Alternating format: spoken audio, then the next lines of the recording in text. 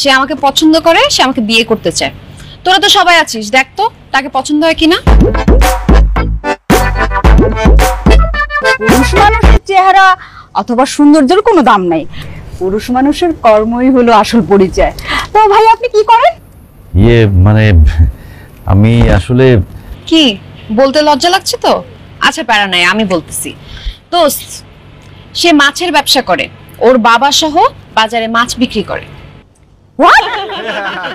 মাছ বিক্রি করে? এই জন্যই তো ওনার শরীর থেকে মাছের গন্ধ আসতেছে। সুইটি, তুই একটা জেলার ছেলেকে বিয়ে করতে চাচ্ছিস?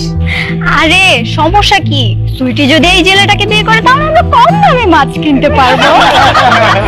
আরে দাম দিয়ে মাছ কিনতে হবে কেন, ভাইয়া তো তার শালিদেরকে ফ্রিতেই মাছ দিবে। সুইটি, তুই এই জেলে ছেলেকে বিয়ে করলে তোর আর বেকার থাকতে হবে না, তুইও তার সাথে মাছ বিক্রি করতে পারবি। তখন তোর শরীর থেকে মাছের গন্ধ আসবে, পারফিউম আর ব্যবহারই করতে হবে না। আরে দোস্ত, তুই যখন বিয়ের পর তোর জামাইকে নিয়ে রাস্তায় বের হবি না, তখন সবাই বলবে ওই দেখ টাইলার বউ যায়। সুইটি, তুই একটা স্মার্ট শিক্ষিত মেয়ে, তুই এরকম ভুল জীবনও করিস না। এই জেলের ছেলেকে তুই বিয়ে করলে কারো কাছে মুখ দেখাতে পারবি না, সবাই তোকে শেষে করবে, তার পরিচয় কোথাও দিতে পারবি না। আচ্ছা তুই বল, যে একটা জেলের ছেলে মাছ বিক্রি করে তার সাথে কি তোর যায়? কি গন্ধ আসতেছে। কি মনে হচ্ছে আমার বান্ধবীরা কি আপনাকে পছন্দ করেছে? না। এবার বুঝছেন, শুধু টাকা পয়সা গাড়ি বাড়ি থাকলেই হয় না, বংশ মর্যাদা থাকতে হয়। সমাজে মাথা উঁচু করে বেঁচে থাকার জন্য যে পরিচয়টা দরকার সেটা আপনার নাই। আপনারা আপনার বাবার টাকা থাকলেও সম্মান নাই। আপনার বাপ দাদার 14 গোষ্ঠী ছিল জেলে, আপনার যখন সন্তান জন্ম নিবে সেও তো হবে জেলে। কিন্তু আমি চাই না আমার সন্তান জেলে হোক। আশা করি ব্যাপারটা আপনি বুঝতে পেরেছেন।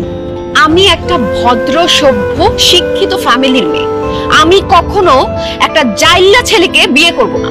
তবে হ্যাঁ, আপনি যদি কখনো এই মাছের ব্যবসা বন্ধ করতে পারেন, আপনি যে জেলের ছেলে এই পরিচয়টা মুছে ফেলতে পারেন, তখন আমি আপনার ব্যাপারটা ভেবে দেখতে পারি। কিন্তু যদি সেটা না পারেন, তাহলে আর কখনো আমার সামনে আসবেন না, আমাকে আর ডিস্টার্ব করবেন না।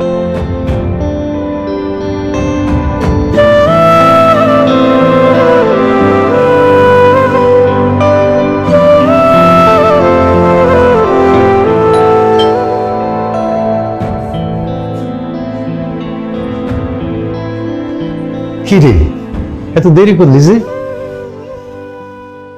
রুইতল বাবা রে, তোর দেরি দেখা আমি নিজেই সব রান্না বান্না করে ফেলেছি। যা হাত মুখ ধুয়াই, একসাথে বাপ বেটা মিলা গরম গরম খাই ফেলাই। ভাত না, আমার বিষে না তো, বিষ খেয়ে আমি মরে যাই। কি করস তুই? বিষ খায় মরে যাবি কেন? কারণ তোমার ঘরে জন্ম নেই আমার জীবনের সবচাইতে বড় ভুল হয়েছে। তুমি এটা জাইলা, তোমার কারণে রাস্তাঘাটে মানুষ আমার জাইলা কয়। তুমি আমার জীবনটা নষ্ট করে দিছো। তুমি নিজে জাইলা, তুমি মাছ বিক্রি করো, তুমি আমার কেন জাইলা বানাইলা? কেন তুমি আমার স্কুলে ভর্তি করলা না? কেন তুমি আমার পড়ালেখা শিখালে না? কেন নিজের মতো মূর্খ বানাইছো আমারে তুমি? তোমার মতো একটা বাপের ঘরে জন্ম না নিয়া আমি যদি একটা রিক্সাওয়ালার ঘরে জন্মাইতাম, তো আজকে আমার এই অবস্থা হইতো না। আমার সমাজে মাথা উঁচা করে বাঁচার মতো যদি ব্যবস্থা না করতে পারো, তাহলে কেন আমার জন্ম দিছো? জন্মের পরে আমার গলা টিপা মারা ফেলতে পারো নাই, তাহলে তো আজকে মানুষের কাছে আমার এত অপমান এত অবহেলা শুনতে হইতো না। আমি বুঝতে পারছি, আমি যদি তোমার সাথে থাকি, তোমার সন্তান হয়ে থাকি, এই সমাজে আমি মাথা তুলে বাঁচতে পারব না, আমি বিয়া করতে পারব না, আমি সংসার করতে পারব না। তাই তোমার মতো জাইল্লা বাপের পরিচয় আমি আমার জীবন থেকে মুছা ফেলাম। আজকের পর থেকে তোমার আমি বাপ বলে পরিচয় দেব না। তুমিও কারো কাছে কইবে না যে আমি তোমার সন্তান। আজকের পর থেকে তুমি আমার চিনো না, আমিও তোমার চিনি না। তোমার সাথে আমার কোনো সম্পর্ক নাই। এই সহায় সম্পত্তি টাকা পয়সা যা আছে আমার ভাগ আমারে বুঝাই দিবা।